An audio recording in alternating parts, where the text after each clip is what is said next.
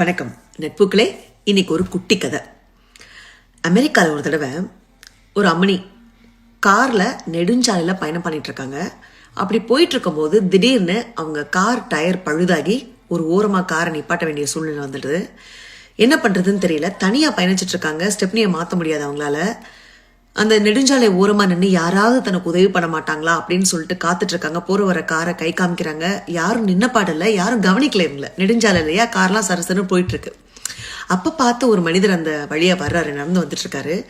இந்த பொண்ணை பார்த்து ஐயோ தனியா கஷ்டப்படுறாங்களே அப்படின்னு சொல்லிட்டு என்னமோ பிரச்சனை இருக்கு அப்படின்னு சொல்லிட்டு பக்கத்துல போய் கேட்கிறாரு, உங்களுக்கு ஏதாவது உதவி வேணுமா, ஏன் இங்க நிக்கிறீங்க அப்படின்னு சொல்லிட்டு. தனியா அந்த மனிதனை பார்த்தோன்னே இந்த பொண்ணுக்கு பயம் வந்துடுது. கொஞ்சம் தயங்குறாங்க. அந்த தயக்கத்தை பார்த்து அந்த மனிதர், கவலைப்படாதீங்கம்மா, உங்களுக்கு உதவி பண்ண தான் வந்திருக்கேன், என்ன பிரச்சனை உங்க கார்ல அப்படின்னு கேட்கிறாரு. அந்த பொண்ணும் சொல்றாங்க, சரி ஸ்டெப்னி தானே மாத்தணும், கவலைப்படாதீங்க, எனக்கு ஸ்டெப்னி மாத்தி தெரியும், நான் மாத்தி தரேன், எதுக்கு குளிர்ல வெளியே நின்றுட்டு இருக்கீங்க, காருக்குள்ள போய் உட்காருங்க, கொஞ்ச நேரத்துல மாத்தி கொடுத்துட்றேன் அப்படின்னு சொல்லிட்டு கடகடான்னு வேலையை பார்க்க ஆரம்பிக்கிறாரு. கொஞ்ச நேரத்துல டயரை மாத்தி கொடுத்துடுறாரு. அப்படியே அவரோட சட்டை எல்லாம் அழுக்கா இருக்கு. பார்க்குற இந்த அம்மா ரொம்ப மனசு நெகிழ்ந்து போயிடுறாங்க. வெளியே வந்து ஐயோ ரொம்ப நன்றிங்க, உங்களுக்கு நான் எவ்வளோங்க பணம் கொடுக்கணும் அப்படின்னு கேட்குறாங்க. ஐயோ பணம்லாம் வேணாங்க, நான் மெக்கானிக்லாம் கிடையாது, நெடுஞ்சாலையில் கஷ்டப்பட்டு இருக்கீங்க, பரிதவிச்சிட்டு இருக்கீங்களேன்னு சொல்லிட்டு தான் உங்களுக்கு உதவி பண்ண வந்தேன், உங்களுக்கு உதவி பண்ண முடிஞ்சதில் அதுவே எனக்கு போதுங்க, நீங்கள் கிளம்புங்க அப்படின்னு சொல்கிறாரு. ஐயோ இல்லைங்க, தெய்வம் மாதிரி வந்து நான் காப்பாற்றிருக்கீங்க, யார் உதவி பண்ணுவாங்கன்னு பரிதவிச்சிட்டு நின்றுருந்தேன், இவ்வளோ அருமையாக எனக்கு வந்துட்டு உதவி பண்ணியிருக்கீங்க, உங்களை நான் எப்படி இப்படி அனுப்ப முடியும், தயவுசெய்து கேளுங்க, நான் உங்களுக்கு என்ன கொடுக்கணும் அப்படின்னு சொல்லிட்டு கேட்குறாங்க.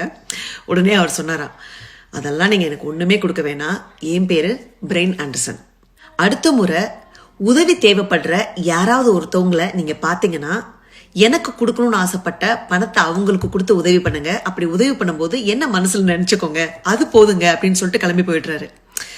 இந்த பொண்ணும் வந்து ரொம்ப மனசு சந்தோஷத்தோட கார் எடுத்துட்டு கிளம்புறாங்க. கொஞ்சம் தூரம் பயணம் பண்ணதுக்கு அப்புறமா அவங்களுக்கு பசிக்க ஆரம்பிக்குது. பக்கத்துல ஒரு சிற்றுண்டி உணவகத்துல காரை நிப்பாட்டிட்டு உள்ள சாப்பிட போறாங்க.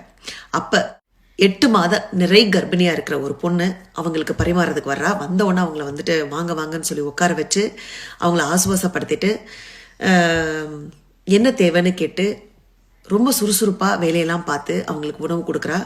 அந்த பொண்ணை பார்த்தாவே தெரியுது, அவ்வளவு உடல் சோர்வுலையும் சுறுசுறுப்பா வேலை பார்க்குறா. அந்த பொண்ணு கண்டிப்பா வந்துட்டு கஷ்டத்துல தான் இருப்பான்னு பார்த்தாவே தெரிஞ்சது இந்த அம்மாவுக்கு. உடனே என்ன பண்றாங்க, சாப்பிட்டு முடிச்சதுக்கு அப்புறமா ஒரு $100 கொடுக்குறாங்க கையில. இந்த பொண்ணு அவங்க சாப்பிட்டதுக்கான பணம் போக மீதத்தை கொண்டு வந்து கொடுக்கலான்னு வந்து பார்த்தா இந்த அம்மணி அதுக்குள்ள கிளம்பி போயிட்டாங்க. அடக்கடவுளே, மீத பணத்தை வாங்காம கிளம்பி போயிட்டாங்களே அப்படின்னு சொல்லிட்டு கவலைப்பட்டுக்கிட்டே அந்த மேஜையை துடைக்க ஆரம்பிக்கிறாங்க. பார்த்தா அதுல இன்னும் $400 இருக்கு. அதுக்கு கீழே ஒரு துண்டு சீட்டும் எழுதி வச்சிருக்காங்க. அந்த துண்டு சீட்ல இந்த மாதிரி எழுதிருந்தது, அன்பு தோழியே, இந்த பணம் உனக்கு தான், உன்னோட இந்த நேரத்துல இந்த பணம் ரொம்பவே உதவியா இருக்கும், நீ எனக்கு எதுவும் தர தேவை கிடையாது, தெரிஞ்சுதான் இந்த பணத்தை நான் இங்க வச்சுட்டு போறேன், நான் நெருக்கடி காலத்துல இருக்கும்போது முகம் தெரியாத ஒரு நபர் எனக்கு ஒரு அருமையான உதவியை பண்ணாரு, அவரை மனசுல நினைச்சிட்டு தான் இந்த உதவியை நான் உனக்கு பண்றேன், நீ எனக்கு ஏதாவது பண்ணணும்னு ஆசைப்பட்டேன்னா இதே மாதிரி உதவி தேவைப்படுறவங்களுக்கு இந்த அன்பு சங்கிலி அறுந்து போகாம நீ ஒரு உதவியை பண்ணு அப்படின்னு சொல்லிட்டு அந்த துண்டு சீட்டில் எழுதியிருந்ததான். இதை படிக்கும்போது அந்த பொண்ணு கண்ணில் அப்படியே தண்ணியா கொட்டுது. அதாவது அடுத்த மாசம் தன்னுடைய பிரசவ செலவுக்கு எப்படி நம்ம சமாளிக்க போறோம்னு ஏங்கிக்கிட்டு இருந்த அந்த பொண்ணுக்கு இது ரொம்ப பெரிய வரப்பிரசாதமா அந்த பணம் அமைஞ்சதுங்க. மனசுல சந்தோஷத்தோட வீட்டுக்கு போனோன்னா அவங்க கணவர்கிட்ட நடந்ததெல்லாம் சொல்றா, இனிமே நம்மளுக்கு கவலையே இல்லை, அடுத்த மாசம் செலவுக்கு நம்மளுக்கு கடவுளா பார்த்து கொடுத்துட்டாரு இந்த பணத்தை, வரக்கூடிய பிரசவ செலவை நினைச்சு நீங்க இனி வருத்தப்பட தேவையில்லை ஆண்டர்சன், நம்ம வாழ்க்கையில எல்லாமே நல்லா தான் போயிட்டு இருக்கு அப்படின்னு சொன்னாலாம் அந்த பொண்ணு. இந்த ஆண்டர்சன் யாரு? நெடுஞ்சாலையில அந்த அம்முனிக்கு உதவி பண்ண ஆண்டர்சன் தான் இவரு. கடவுள் பாருங்களேன் எங்கெங்க முடிச்சு போடுறாருன்னு சொல்லிட்டு.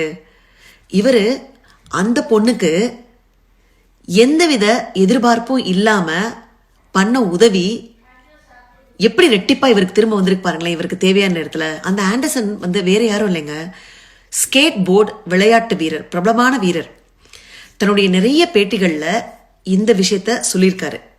ஏன் சொல்லியிருக்காருன்னா, இந்த இரக்கத்துடன் கூடிய இந்த அன்பு சங்கிலி இருக்குல்ல, அது எப்பயும் தொடர்ந்துகிட்டே இருக்கணும்.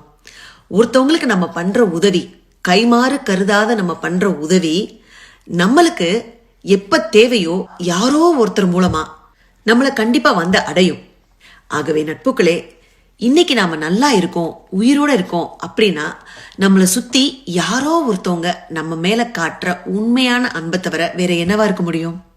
வாழ்க்கை வாழ்வதற்கே இந்த இரக்கத்துடன் கூடிய அன்பு சங்கிலி அருந்து போகாமல் தேவைப்பட்டவருக்கு தேவையான நேரத்தில் முழு மனதுடன் இரு கரம் நீட்டி உதவி செய்து நல்லவர்களாய் அன்பு உள்ளம் கொண்டு அன்பான ஒரு வாழ்க்கையை வாழ்ந்துதான் பார்ப்போமே.